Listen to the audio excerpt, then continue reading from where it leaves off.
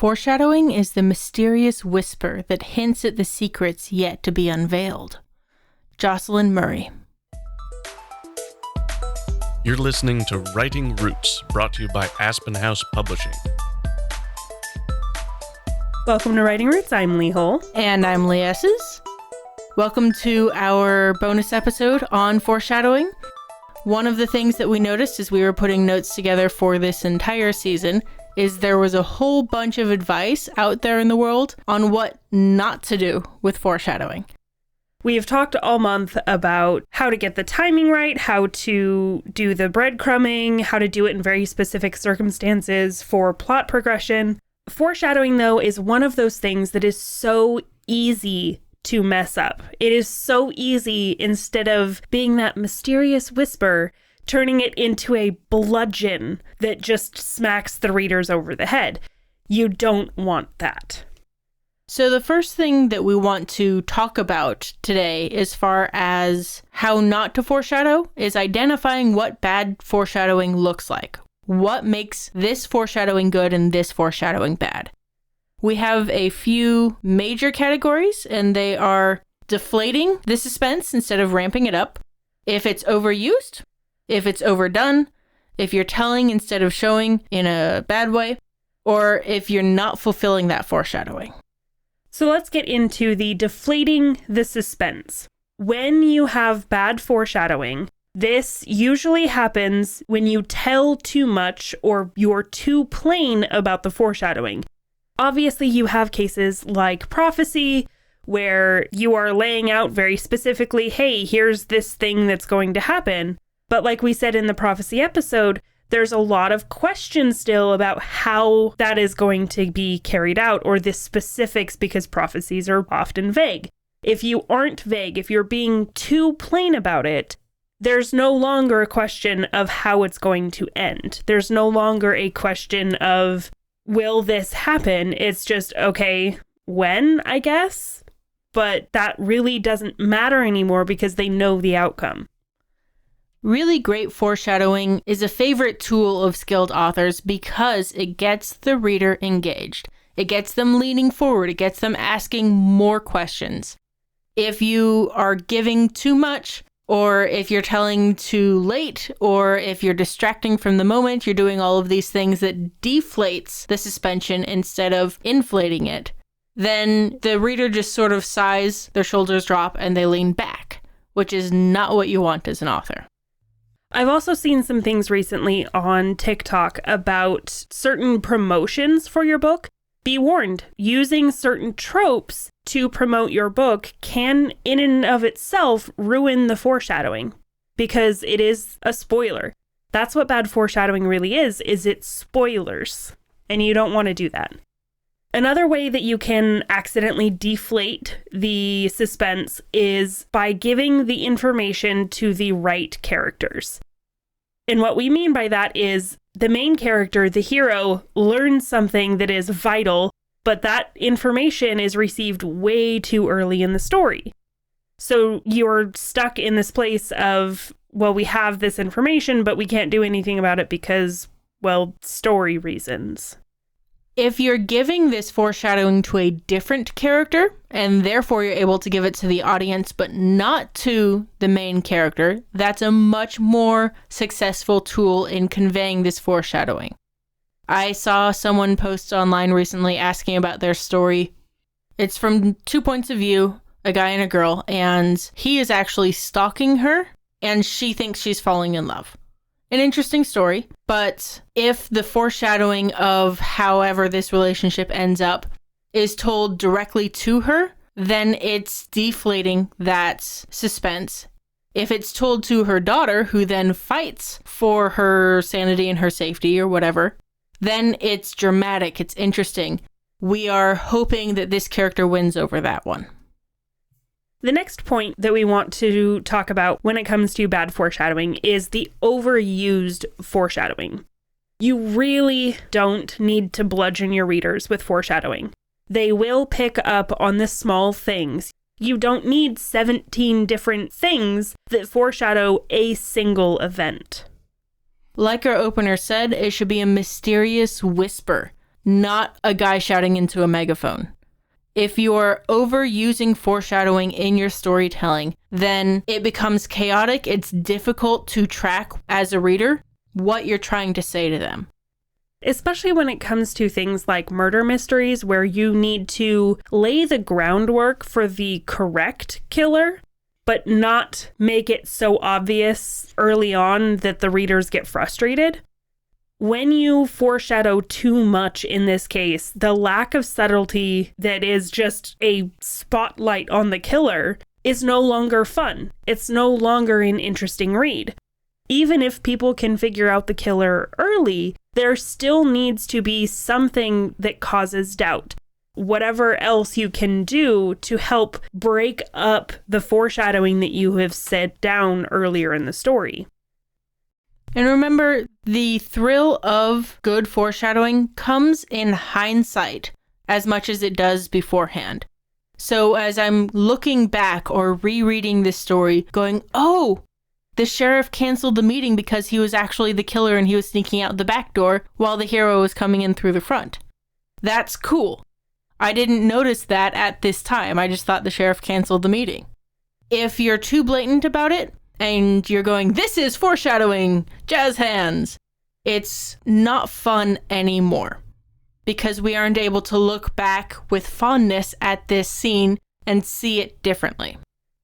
And just the same that you don't want to foreshadow a single event too many times, you don't want to foreshadow too many things. Because when you lay down that groundwork, again, your readers will notice, they will pick up on those things. And if you have too many things happening, too many instances of foreshadowing, the readers are going to start connecting dots that don't actually exist. And that is a problem for your overall story. And along with overusing this tool of foreshadowing is using types of foreshadowing that are overdone. Now, this month we've covered a lot of the really popular ways to foreshadow. That doesn't mean you can't use prophecy in your story. That means use it well. But there are ways to oversalt your meal, so to speak, to use it too much and use the wrong ingredient for your story. Things like dreams, fortune cookies, all of those tropish ways to foreshadow are really overdone. And if you want to use them, you need to use them with intention and care, knowing that the market is saturated with those kinds of tools. So if I have my character at a carnival and a fortune teller tells the character, hey, blah, blah, blah, this is going to happen. Yeah, haha, that's funny. Prophecy. Not a big deal. We can do that. If later on somebody stops him on the street and has a vision and says, I am a fortune teller, here, let me do this thing, and tells them something else. And then we see another fortune teller later on after that. It gets really burdensome, and we're misinterpreting the clues because this guy is clearly a magnet for fortune tellers. And eerily accurate ones at that. Yeah. The next category of things to avoid when you're foreshadowing is the telling instead of showing. This is a very common phrase used within the writing world, show, don't tell. When it comes to foreshadowing, this is especially important. You don't want to start by saying, something bad is about to happen. You show them through your writing. It's very annoying to especially start off a story with this type of foreshadowing and saying straight up, hey, blah, blah, blah, because we know something bad is about to happen. That's why we're reading the book. There is an expectation of a problem and a solution that comes with ingesting a story. If you say, hey, their life is about to be turned upside down, that doesn't really tell us much, and that especially doesn't show us enough to keep us engaged. Another way to identify whether or not you're showing versus telling is if you are too vague about something. Readers do want something to look for. The Fall of the House of Usher talks about the house and the family who lives in it. The family being destroyed is not the surprise of the story, but how is the why we read it. So we want to know how this particular prophecy comes about. If you're too vague and just going, something bad is going to happen to the family versus there's a crack in the foundation in the house of Usher. This specificity that can be interpreted later on makes it a much more enjoyable foreshadowing, as well as anchors you, the reader, into the moment of that story. And the last type of bad foreshadowing is, I think, the worst that you can have. And that is the unfulfilled foreshadowing. I laid these breadcrumbs and they led to nowhere. We don't want to read the book and invest a bunch of time into thinking that this uncle character who is the mentor of the best friend is going to show up, and then the character never shows up and that's kind of the end of it. Because then all of this effort that I have put into reading the story and trying to guess who the killer is or how this and that is going to play out is for nothing. That doesn't mean you can't have it as a red herring. That means do something with it. It's that Chekhov's gun where it doesn't have to be what we expect, but something has to happen with it. Even if you don't fulfill it in that book, if you are planning a series, you can make a nod at the end of book 1 to say, okay, they have found something more about this particular bit of foreshadowing that we laid down. And the next book, you're going to expand on it and you're going to really dive into it. Whatever it is, you still need to fulfill it some way or hint that it will be fulfilled in future books. Very difficult to actually do unless you've written those books. A way that I see this unfulfilled foreshadowing pop up fairly frequently is when we hint that this side character might betray the main character.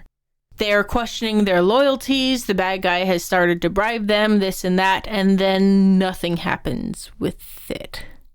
This side character chooses the good side, and that's the end of it. If you don't keep piling drama onto that, then we keep expecting, is this the moment that the sidekick is going to betray the main character? And it's not, and it's not, and it's not. Ultimately, as a reader, we are let down because we've invested in this side plot that went nowhere. Obviously, you don't need to have the side character betray the hero, but you do need to have a moment that is the culmination of that foreshadowing, where it is very obvious that it is a real struggle for them to choose right now is the key moment. If they betray them now, there is no going back. But if they hold on and they back their hero still, there is no betrayal option for the future. So you can still have that good emotional investment without the letdown, without the side character betraying the hero, but it has to be an ultimatum kind of moment. Which is delicious and juicy and a lot more fun to write than just, they might betray him, maybe not, and then just never doing anything with it. Lean into the juicy bits. So that's generally what bad foreshadowing can look like, and that's the type of foreshadowing I think we can all agree we don't want in the stories that we're reading, and especially not in the stories that we're writing. Something to keep in mind as you're foreshadowing is understanding when it's necessary and when it's not. We're going to talk more about that on Monday, but we did want to highlight some of the times where you want to make sure that you're doing it and you're doing it well. One of those cases that you need to make sure that your foreshadowing has been done correctly is if they are leading to plot twists. I was maybe a little bit too young to really grasp what was happening in The Sixth Sense because I did not fall into this category. However, most people finished watching that movie not thinking that twist came out of nowhere. They all had a sense that something was wrong, that something wasn't being told. So when it was revealed that he was dead all along, everybody's like, oh, all of this other stuff now makes sense. I was just dumb. You were also a kid. You're fairly young. Very. Probably too young for Sixth Sense. Yeah, my parents never really had that boundary as far as, like, if you're too young to understand it, then you can watch it and just not understand it. Having those plot twists foreshadowed ahead of time is the best way to pull off both sides of this equation, both the plot twist and that foreshadowing. I do also want to point out that foreshadowing is to guide your reader through the story. You're giving them a lens through which you're going to see the rest of the story. If you're making it ominous, which most foreshadowing is, then we will interpret things that happen to the hero differently than if it was a happy-go-lucky story. Have you ever seen those clips on social media where somebody is putting the wrong soundtrack to a certain dramatic moment in a key movie? So the "You are my brother, Anakin" drama with like rom-com music behind it. My favorite is one of the Lord of the Rings ones where like it's this super high tense dramatic moment between Aragorn, Legolas, and Gimli, and they put this like really sappy music behind it. And it's just like, whoa. Yeah, I think I saw Aragorn Legolas one where he gives him the necklace back and says, "You're like my good friend," but they put like Kenny G behind it. Yes, that's the one it was.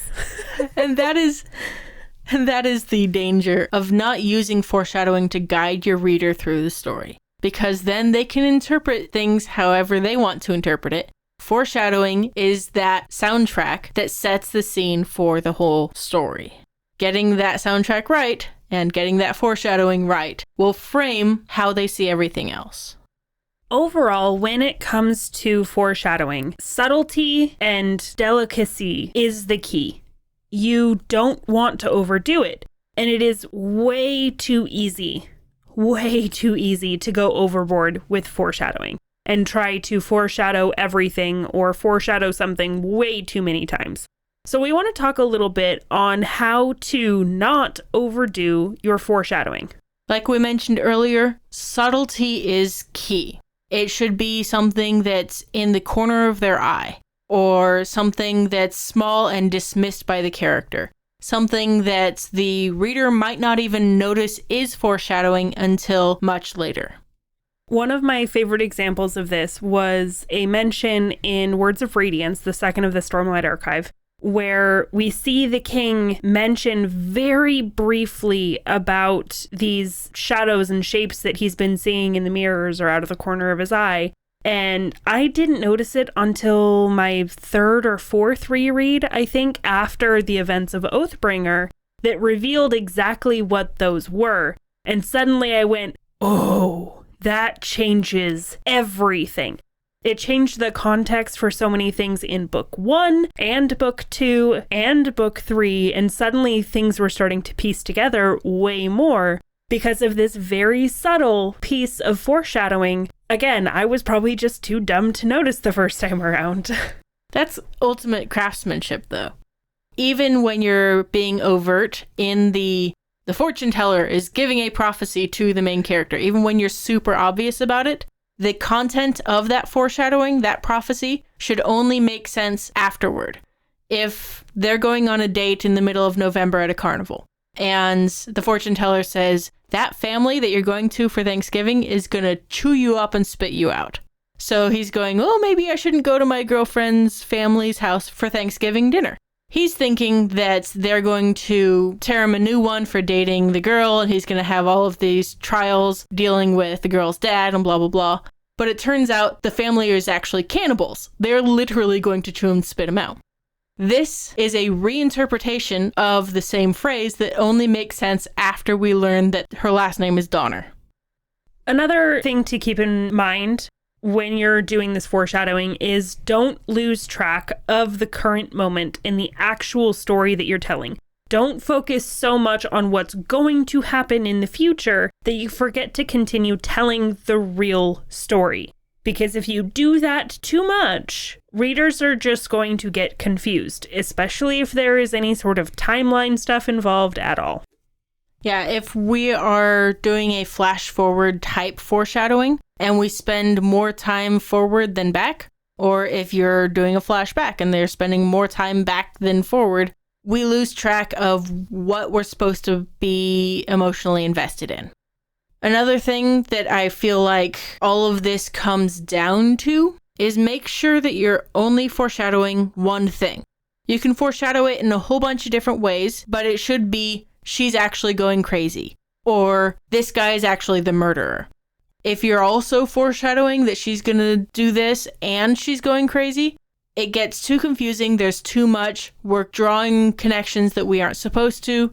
It's not as enjoyable of a foreshadowing experience. It goes back to what we talked about, I believe, in our plot twist episode. You really only want one major plot twist in a story. More than that, and you cause problems. Same thing with foreshadowing. You really only want to foreshadow one major thing.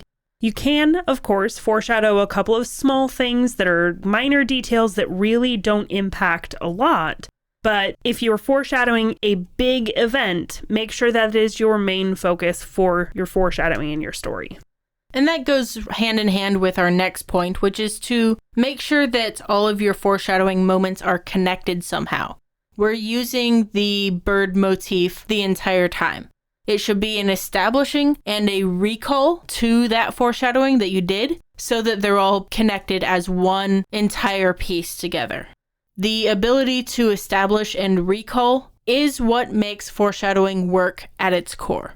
If you aren't connecting these dots between foreshadowing pieces as well as the foreshadowing and the twists that they are foreshadowing, then it's not going to make as much sense to anyone except you, because there is nothing to connect those dots for the readers. Another thing to keep in mind is that unless you're writing an omniscient narrator, something like Lemony Snicket, your main character needs to be oblivious or flippant about the foreshadowing that you're laying down. So if the fortune teller comes up and goes, "Don't go to this Thanksgiving dinner," he's not going to take that fortune seriously. When Trelawney goes, "Hey, big dogs are scary, be afraid," they're just like, "Why?" And they just leave it there and move on with their lives. My favorite, though, is the Ron is really a seer. They're very flippant about his because he thinks he's just making it up, even though he's saying things that are eerily accurate. This disregard for the foreshadowing can come in a variety of ways. One is they don't really recognize what they're saying in the first place. The fact that this guy is still fixing the mailbox doesn't really register as anything interesting to the hero. They don't recognize that they're losing their mind. It can also be something like they're warned off of pursuing whatever it is that they're doing, like a case or investigation, but that's what they do. It's their job. They are a detective, so they're going to investigate no matter what kind of warnings come their way. Another way to make the main character oblivious of this foreshadowing is to literally just don't tell them. Tell the love interest, tell the side character, so there ends up being that communication barrier of the side character doesn't recognize the relevance of this, even if the main character would, until just the right time, 3/4 of the way through the second act, when, oh, by the way, this person told me this, and all of the pieces start coming together. And of course, one of the most common ways to have the main character dismiss it is have it be an external detail about the world that they just really aren't paying attention to. This could be as simple as it's storming. A lot of people understand that there is a symbolism to a storm in a story. The main character is just like, oh, it's raining. Okay, whatever. Because you, as the author, have chosen to include this bit of information about the weather or the world or this or that, that tells us, the readers, that we should be paying attention to it. This is significant. The fact that it's storming isn't, that's how weather works, for the reader like it is for the character. Another kind of bad foreshadowing that I've seen that is kind of hand in hand with this keeping the main character oblivious is if the foreshadowing happens too close to the event that it's foreshadowing. If you're doing a flash forward and we see a little bit of what the world will look like for the main character in the future, and then we come back to present day, we want to work through how the character changes between the flash forward and the events that you're flashing to. If it's the next chapter, it just feels like you've got a really screwed up timeline. Having them so close together, having that detail happen immediately, there's not enough time for the audience to get more context, to learn with the character, to progress. You might as well have just started with that moment that you flashed forward to. We say all of this not to warn you off of foreshadowing. That is the opposite of our goal. If you want to foreshadow, please foreshadow, because it can be a thrill as a storyteller and a reader to be figuring out what's happening to the main character as it's happening. This can be so much fun for you as an author and for your stories. So the reason why we're doing this particular episode is we want to give you an idea of what good foreshadowing looks like. We're not trying to warn you off of it entirely. Here are some ways that it's done poorly so you can avoid them. Because honestly, foreshadowing is so key to any good storytelling. You need to have groundwork laid for how your story is going to end, and you need to be able to do it properly. You need to be able to do it subtly and carefully.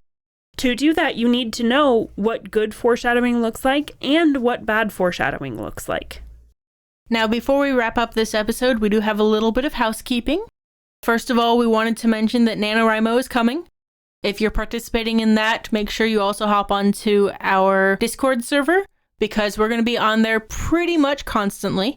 We will be doing sprints. If you start a sprint and one or both of us are online, we will drop everything as often as we can to participate in that sprint. Please go start sprints. I need motivation to write. There is a slight exception to that, though. We will be busy on November 21st and 22nd. We are going to be at Dragonsteel 2023 in Salt Lake. If you are also a Brandon Sanderson fan or you want to stop by, say hi, you will find us there. Yay! If you mention to us at Dragonsteel that you listened to this episode and you came and found us because of that, we will give you a little prize, just a little trinket, something fun. And if you don't find me at the booth, you'll probably find me somewhere else. Yeah, I'm going to put a leash on her. Yeah. Or at least like one of those Apple tracker things. She's like, where is she? Second story. All right. So we hope to see you there. If not, keep listening. Our next series, we are going to take a critical look at certain kinds of writing. This can be interpreted as a very negative way of looking at writing. We want to make sure that you are forewarned in that, especially if you're like me and you're incredibly self-critical. This can stop up the faucet of creativity. This can block you and your muse if you're being too critical of yourself in your own writing. Therefore, especially if you're participating in Nano and you're that kind of person, set this next season aside and come back afterward, especially if you're in the editing process instead of the writing process. We have more than 450 episodes at this point. Find something else to listen to. Don't stop learning, don't stop growing. But this season, you might want to put off until later. If you are willing to stick around, we will be talking about how to identify certain things within writing, how to identify good writing, how to identify head hopping, things that will really help you take a critical look at your own writing, which can be very helpful for you. We realized as we were talking at a different convention earlier this month that we've talked a lot about how to fix these problems and not necessarily how to identify them in your own writing. So that's going to be most of November. It's going to be a great tool for taking your writing and your style up to the next level, especially during your self-editing process. But it can also be dangerous, so know yourself. And when you are writing everything, foreshadowing and nano and all of these things, make sure you write selfishly. If you have a question or comment for our hosts or a topic you'd like us to cover, send us an email at writingroots@aspenhousepublishing.com or find us on Facebook by searching for Aspen House Publishing.